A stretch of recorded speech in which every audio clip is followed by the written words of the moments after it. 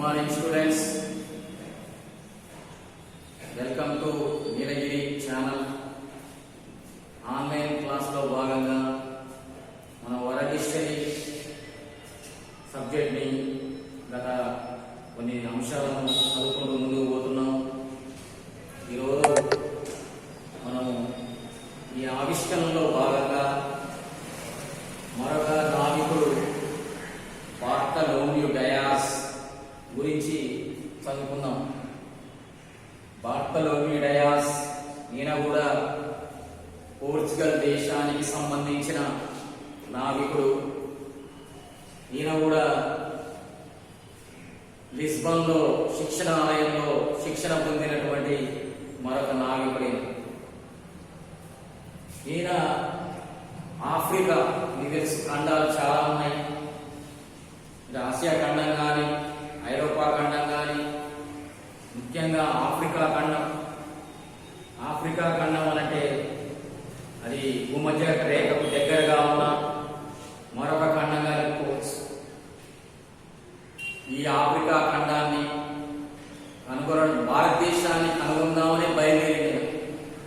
కానీ ఈయన సముద్రానికి మార్గం ద్వారా పోయి ఈయన పడవ చివరికి ఆఫ్రికా కొన భాగం దగ్గర ఆగిపోవడం, ఆఫ్రికా దగ్గరగా ఒక సముద్ర మార్గాన్ని కనుగొనడం జరిగింది. అసలు భారతదేశాన్ని కనుగొందామన్నాయనే మొదట బార్తలోమ్యూ డయాస్, కానీ సముద్ర మార్గం ద్వారా కనుగొనలేక కేవలం కొంత ప్రాంతానికి పరిమితమైనటువంటి ఆయన బార్తలోమ్యూ డయాస్ అని చెప్పుకోవచ్చు. ఎప్పుడు బయలుదేరింది ఆయన? 1488లో బయలుదేరి. ఎట్లా బయలుదేరింది? మనం ప్రపంచ పటం పరిశీలిస్తే ఇది భారతదేశం, ఇది ఆఫ్రికా ఖండం, ఇదంతా కూడా యూరప్ ఖండం, ఇది పోర్చుగల్ దేశం. Portugal capital city Lisbon. ఈయన సముద్ర మార్గం ద్వారా ఏ విధంగా భారతదేశం వద్దాం అనుకుంటూ ఈ సముద్ర మార్గం ద్వారా భారతదేశానికి బయలుదేరదాం అనుకుంది. కానీ ఈయన యొక్క కోరిక మాత్రం నెరవేరలేదు. ఈయన పోర్చుగల్ రాజధాని లిస్బన్లో 1488 క్రీస్తు 1488లో లిస్బన్ నుంచి బయలుదేరి సముద్ర మార్గం ద్వారా ఈ విధంగా ముందుకు సాగాడు. ఈయన నౌకలో అన్ని శిక్షణాలయంలో పొందిన దాని ప్రకారమే తెరచాపగట్టిన పడవ, దిక్సూచి, అక్షాంశాలను సూచించే ఆస్ట్రాలైబ్ యంత్రం మరియు కోటోవా ఇవన్నీ తీసుకుని బయలుదేరింది కొంతమంది అనుచరులతో. కానీ ఇండియాని కనుగొన్నాననే ఆలోచన ఈయన సఫలీకృతం కాలేకపోయింది. ఎట్లొచ్చింది? లిస్బన్ నుంచి బయలుదేరి ఆఫ్రికా కొనభాగం దగ్గరికి వచ్చి ఈయన పడవ ఆగిపోయింది. ఈ పడవ ఆగిపోవడానికి కారణం విపరీతమైన ఈ ఆఫ్రికా ఖండం అంటాం. ఆఫ్రికా ఖండానికి చివరి భాగమైన దేశం దక్షిణాఫ్రికా. ఏ దేశం అది? దక్షిణాఫ్రికా అంటాం. ఇప్పుడు మనం చూస్తున్నాం సౌత్ ఆఫ్రికా అని. దాని గారు కూడా పోయింది ఈ ప్రాంతానికి. ఈ దక్షిణాఫ్రికా కొనభాగం ఇక్కడికి పోగానే విపరీతమైన సుడిగుండాలు, తుఫాన్లు వచ్చాయి. విపరీతమైన సుడిగుండాలు రావడంతో ఆ తుఫాన్లో ఇరుకపోయి ఆ పడవంతా కూడా చివరికి పడవ కొట్టకపోయి ఆఫ్రికా కొన భాగం దగ్గరికి తేలిపోయి ఆ భూభాగం దగ్గరికి పోయిండు. దీంతో ఇక పడవ చిన్నాభిన్నం అయిపోయిండు, అక్కడనే ఆగిపోయిండు. తిరిగి అదే మార్గం ద్వారా తిరిగి లిస్బన్కి వచ్చింది. ముందుకు పోతే ప్రమాదం అని గుర్తించి ఆఫ్రికా కొన భాగం నుంచి తిరిగి మళ్ళీ తన ప్రాంతమైనటువంటి పోర్చుగల్ ప్రాంతానికి అదే మార్గం కూడా వచ్చింది. కేవలం తుఫాన్ల అగ్రహం కనుగొన్నది ఎవరంటే బార్తలోమ్యూ డయాస్.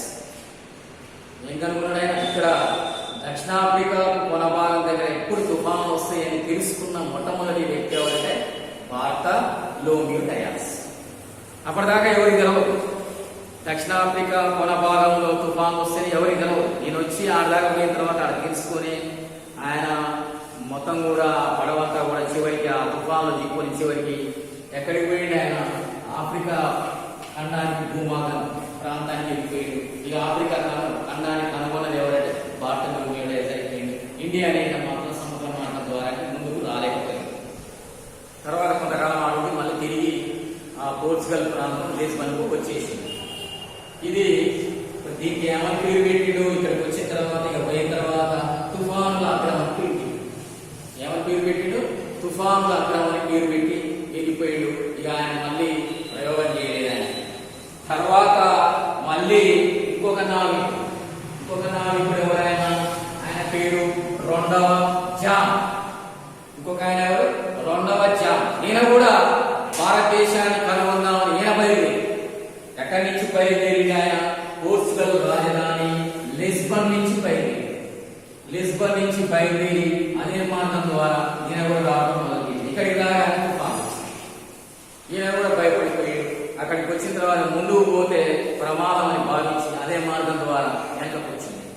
అంటే ప్రపంచంలో ఎక్కువగా తుఫాను వచ్చే ముఖ్యమైన ప్రాంతం, సుడిగుండాలు వచ్చే ప్రాంతం ఏ ప్రాంతం అన్నట్టు దక్షిణాఫ్రికాకు దక్షిణాన ఉన్న కొనభాగం తుఫాన్లు ఎప్పుడు వస్తాయి.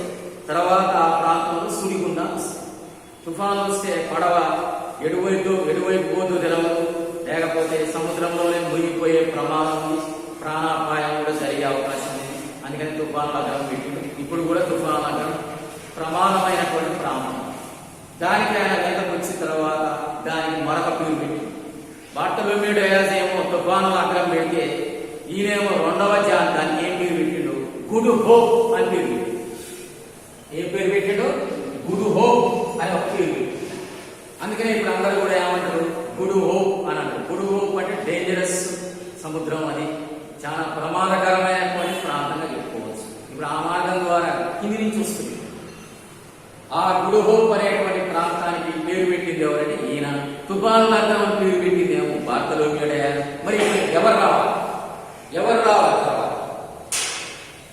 ఆ తర్వాత భారతదేశాన్ని కనుగొందామని ముందుకొచ్చిన మరొక నావికుడు, ఆయన పేరు వాస్కో డి గామా. ఏం పేరు ఆయన పేరు? Vasco da Gama. అందరూ అనుకుంటారు చాలా మంది భారతదేశాన్ని కనుగొన్నది ఎవర్రా అని. అసలు భారతదేశాన్ని ఎవరు కనుగొనలేదు. భారతదేశం అనేది ఉంది. భారతదేశాన్ని సముద్ర మార్గం ద్వారా కనుగొన్నది ఎవరనేది గతంలో చెప్పుకున్నాం మనం. సముద్ర మార్గం ద్వారా ఎవరు కనుగొన్నారు అంటే మనం దానికి ఆన్సర్ వాస్కో డి గామా. ఈయన పోర్చుగల్ దేశస్తుడు. ఈయన ఎక్కడ శిక్షణ పొందిండు? ఈయన ముఖ్యంగా శిక్షణ పొందినటువంటి ప్రాంతం పోర్చుగల్ దేశం లిస్బన్ లో శిక్షణ పొందిండు. ఈయన చాలా ధైర్య సాహసాలు గల వ్యక్తిగా చెప్పుకోవచ్చు. ఎక్కడి నుంచి బయలుదేరి ఆయన పోర్చుగల్ రాజధాని. మళ్ళీ మనం భారతదేశ పటాన్ని పరిశీలిస్తే, ఐరోపా పటాన్ని పరిశీలిస్తే మనకు ఇదంతా ఐరోపా ప్రాంతం. ఇది లిస్బన్ పోర్చుగల్ దేశం. ఇది తర్వాత ఐరోపా ఖండానికి దగ్గరగా ఉన్న మరొక ఖండం ఏమన్నా మనం ఆఫ్రికా ఖండం అన్నాం. ఇది ఇండియా అన్నాం మనం. ఇప్పుడు వాస్కో డి గామా ఎక్కడి నుంచి బయలుదేరిడు? లిస్బన్ అనేటువంటి ప్రాంతం నుంచి బయలుదేరిడు. ఎప్పుడు బయలుదేరిడు వాస్కో డి గామా? క్రీస్తకం 1497 బయలుదేరి. ఎప్పుడు బయలుదేరిన? క్రీస్తకం 1497 బయలుదేరి ఎప్పుడు వచ్చిండు ఇండియాకు? 1490 వచ్చింది. ఎక్కడికి వచ్చిండు భారతదేశానికి? ఆయన 1490 వచ్చింది. ఏ ప్రాంతానికి వచ్చిండు? కాలికట్ వచ్చింది. కాలికట్ అంటే ఏ ప్రాంతం అది? కేరళ. ఎట్లొచ్చింది? ముందుగా ఆయన ఆ పోర్చుగల్ రాజు అనుమతితోటి కొంతమంది అనుచరులతోటి ఆ పోర్చుగల్లో ఉన్న లిస్బన్ నుంచి ఆ పడవలో ప్రయాణం చేసి ముందుగా తెలుసుకున్న ఆయన దక్షిణాఫ్రికా కొనభాగంలో తుఫానులు అడ్డమంటాం, తుఫానులు వస్తాయి, సుడిగుండాలు వస్తాయి, దానికి గుడ్ హోప్ అని రెండవ జాన్ వీటిని అని తెలుసుకున్నాం. అక్కడికి రాగానే దిక్సూచన ఉపయోగించిండు, ఆస్ట్రేలియా యంత్రాన్ని ఉపయోగించిన తర్వాత ఎక్కడైతే తుఫాను వస్తున్నాయో దానికి దగ్గరగా పోకుండా మరింత కిందికి వచ్చి, ఎక్కడికి వచ్చినాయా?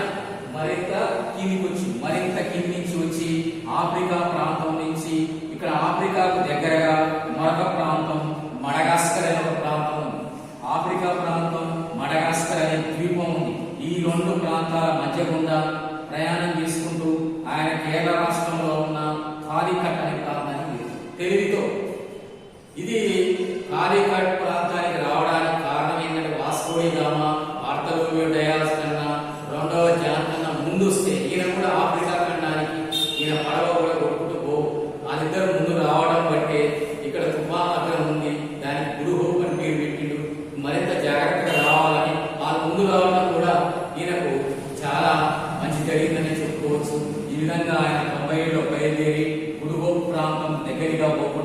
మరింత కిందికొచ్చి ఆఫ్రికా ఖండానికి మడగాస్కర్ ద్వీపానికి మధ్య గుండా ఈయన భారతదేశానికి 1498లో భారతదేశానికి చేరింది. ఏ ప్రాంతం అంటాం మనం? కాళీకట్ ప్రాంతం అంటాం. కాళీకట్నే మనం పూర్వకాలంలో ఏమని పిలిచినాము? కల్లికోట అన్నాం. మనం కల్లికోటని ఏమన్నాం? ఫస్ట్ ఇయర్లో చదివినాం మనం. కల్లికోట అన్నాం. కల్లికోట అంటే రాక్షస కంగడి అన్నాం. రాక్షస కంగడి అంటే 2 గ్రామాల మధ్య యుద్ధం అన్నాం ఆనాటి కాలంలో 1565. మరి ఆ రాక్షస కంగడి కల్లికోటే కాళీకట్ అన్నాం మనం. అది కేరళ రాష్ట్రంలో ఉంది. ఆ కాళీకట్టు లేకున్నాయి. అంటే భారతదేశానికి వచ్చిన మొట్టమొదటి విదేశీ నావికుడు వాస్కో డి గామా. ఈ వాస్కో డి గామా కాళీకట్ ప్రాంతానికి రాగానే అప్పుడు కాళీకట్ను పరిపాలిస్తున్న రాజు జమరేన్ షా. కాళీకట్ని పరిపాలిస్తున్న రాజు ఎవరు? జమరేన్ షా. ఆ జమరేన్ షా దగ్గరికి పోగానే జమరేన్ షా ఆహ్వానించి కొన్ని బహుమానాలు ఇచ్చిండు వాస్కో డి గామా. కొంతకాలం ఆనే ముందు కొన్ని రోజులు తిరిగిండు. ఇక్కడ వ్యాపారానికి అనుకూలమైన ప్రాంతమా కాదా, వ్యాపారానికి అనువైన ప్రాంతమా కాదని కొంతకాలం నివసించి కొన్ని బహుమతులు తీసుకుని తిరిగి ఏ ప్రాంతం నుంచి? కాళీకట్ నుంచి ఆఫ్రికా ఖండం మడగాస్కర్ దీవి మధ్య గుండా చాలా దూరం ప్రయాణించి తుఫాను పట్టడానికి దూరంగా ప్రయాణించి తిరిగి మళ్ళీ ఎక్కడికి వచ్చాడు? పోర్చుగల్లో ఉన్నటువంటి లిస్బన్ చేరుకుంది. మొట్టమొదటిసారిగా భారతదేశానికి సముద్ర మార్గం ద్వారా సక్సెస్ అయినటువంటి నావికుడు వాస్కో డి గామా.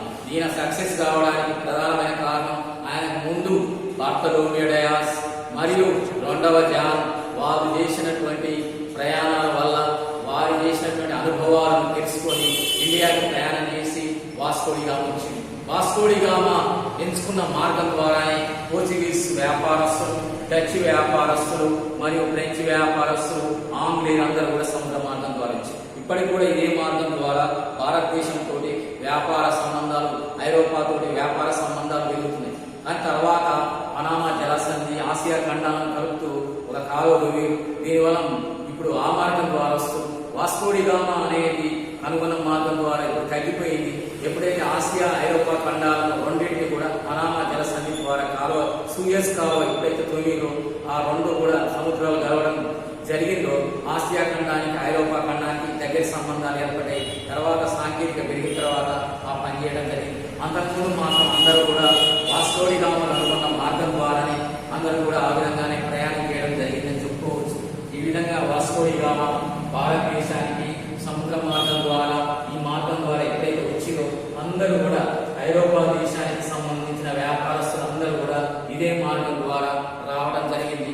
ఆ మార్గం ద్వారానే ఆంగ్లేయులు మన దేశానికి వచ్చి వ్యాపారం చేసి ఈస్ట్ ఇండియా కంపెనీ పెట్టి కంపెనీ ద్వారా పరిపాలన చేసి భారతదేశంలో ఉన్నటువంటి రాజకీయ అస్తవ్యస్త పరిస్థితులను ఆధారంగా చేసుకుని భారతదేశ ఐక్యత దెబ్బతీసి భారతదేశంలో సైన్య సహకార పద్ధతి, తర్వాత రాజ్య సంక్రమణ సిద్ధాంతాలు పెట్టి బలవంతంగా రాజ్యాలను ఆక్రమించుకొని మన దేశాన్ని వ్యాపార పరంగా ఇటు పరిపాలన పరంగా 2 ఆక్రమించుకొని మన దేశాన్ని చాలా ఏళ్ళు పరిపాలన చేసి మన సంపదను మొత్తం కూడా వారి దేశానికి తరలించి వారి మాతృదేశ స్వీయ ప్రయోజనాల కోసం డబ్బు ఖర్చు పెట్టి ఆ దేశాలు గొప్ప దేశమై ప్రపంచంలోనే ఒక అగ్రరాజ్యంగా బ్రిటన్ ఎదిగిందంటే భారతదేశంతో మరియు చైనాతోటి అమెరికాతోటి వ్యాపారం చేయబట్టే ఇంత గొప్ప దేశం అయిందని చెప్పుకోవచ్చు.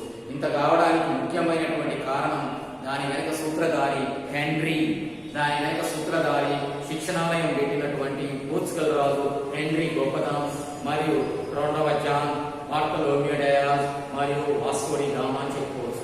ఇది ఈరోజు చెప్పుకున్నటువంటి ముఖ్యమైనటువంటి అంశాలుగా చెప్పుకోవచ్చు. తదుపరి పాఠంలో మరొక అంశాన్ని ప్రస్తావిద్దాం. ఓకే.